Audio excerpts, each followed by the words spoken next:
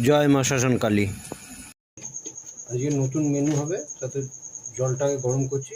গরম জলে নুন একটু দিয়ে দিলাম, সঙ্গে একটু হলুদ গুঁড়ো দিচ্ছি। এখন জলটা খালি ফুটবে, তারপর এই মেনুটা চালু হবে। হলুদ দেওয়া যে জলটা গরম করলাম, ফোটালাম, তাতে এই ফিঙ্গারের আলুগুলো দিচ্ছি।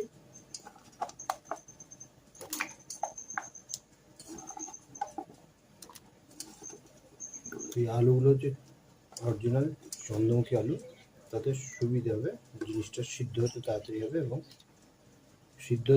হবে এবং এটা চন্দ্রমুখী আলু দিয়ে 5 মিনিটের জন্য ঢাকা দিয়ে রেখে দিলাম। পেঁয়াজটা ঝাঁঝিতে ঘষে নিচ্ছি।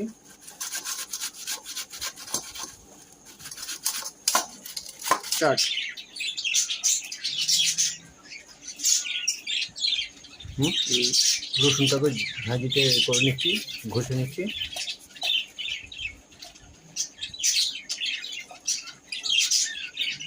দু কোয়া রসুন দিলাম, রসুনটাকে ঝাঁঝিতে ঘষে নিলাম। একটা পেঁয়াজ দিয়েছিলাম, আর পরিমাণ মতো অল্প একটু আদা, ওটাও ঘষে নিচ্ছি।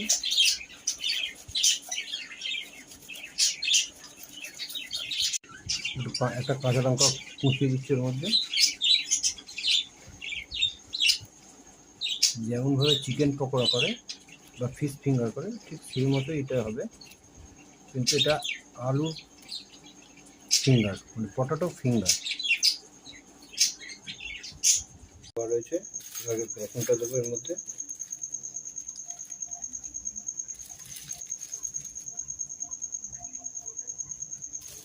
বেসনটা দিলাম,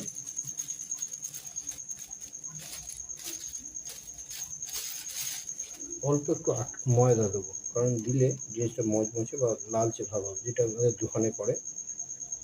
অল্প একটু ময়দা দিলাম, পরিমাণ মতো লবণ দেবো, পরিমাণ মতো হলুদ দিচ্ছি।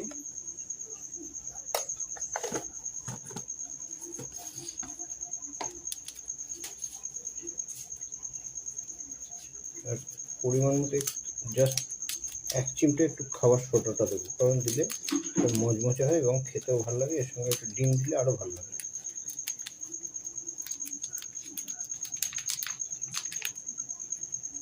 এইটুকু খাবার সোডা দিয়ে দিলাম।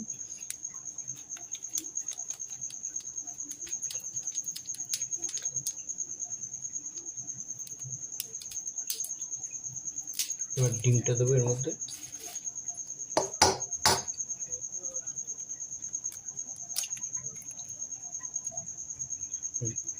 তুলে নেবো। আচ্ছা, ঢেকে নিচ্ছি, নিয়ে আলুটা শুধু নামিয়ে নেবো।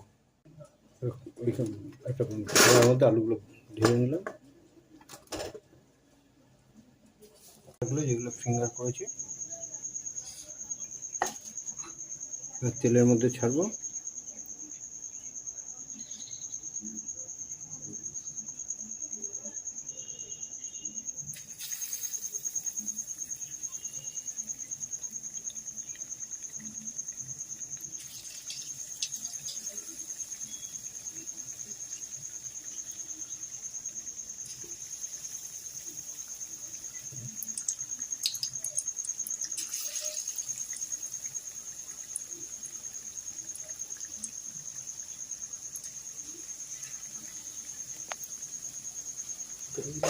এটা গরম ভাতে, ডাল দিয়ে গরম ভাতে খেতে অনেকটাই ভালো লাগে এগুলো।